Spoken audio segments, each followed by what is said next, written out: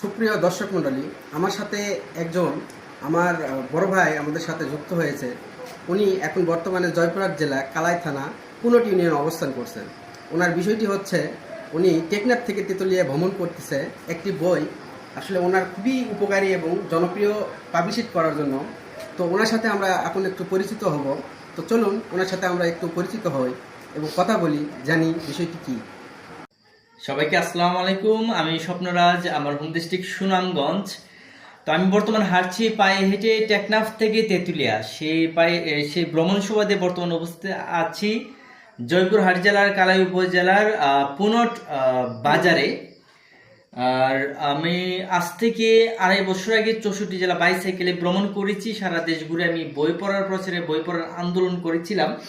আর বর্তমান চ্যালেঞ্জ নিলাম বাংলাদেশের দীর্ঘতম রাস্তা টেকনাফ থেকে তেঁতুলিয়া, প্রায় 1000 কিলোমিটার। তো এই যাত্রা পথে আমি প্রচার করছি আমি যে বইটি পড়ে সবচেয়ে বেশি উপকৃত, যে বইটির ভূমিকা আমার জীবনে সবচেয়ে বেশি, এটা হলো বিশ্বের শ্রেষ্ঠ 100 মনীষীর জীবনী। আমি এখন পর্যন্ত 500-এর বেশি বই আমার পড়া হয়েছে। তার মধ্যে যে বইটা আমার জীবনের প্রভাব রেখেছে সবচেয়ে বেশি, এটা হলো সেই বই। তো এই যাত্রাপথে আমি এই বইটির প্রচার করছি, বইটি যেন সকলেই পড়েন। এবং ভ্রমণ তো জ্ঞান অর্জনের একটা বিশাল বড় মাধ্যম। আসলাম, দেখলাম, জানলাম। তো এই যাত্রাপথে নতুন অনেক জ্ঞান অভিজ্ঞতা লাভ করছি। তাছাড়া এই 40 দিনের যে আমার যে যাত্রা, আমার যে প্রতিদিনের যে দিনলিপি, ভ্রমণ দিনলিপিগুলো আমি নোট করছি। একটি বই লেখার চেষ্টায় আছি। আর বাংলাদেশের দীর্ঘতম রাস্তা হাঁটার দীর্ঘদিনের একটি স্বপ্ন ছিল। আমি আমার স্বপ্ন বাস্তবায়নের পথে এগিয়ে যাচ্ছি। আজকে আমার পায়ে হেঁটে ভ্রমণ আর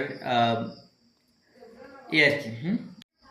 আচ্ছা, আমার পায়ে হেঁটে টেকনাফ থেকে তেঁতুলিয়া ভ্রমণের যাত্রা শুরু করি 30শে সেপ্টেম্বর দুপুরের পর। টেকনাফ উপজেলা অফিসার স্যারের সাথে দেখা করার মাধ্যমে আমি হাঁটা শুরু করি।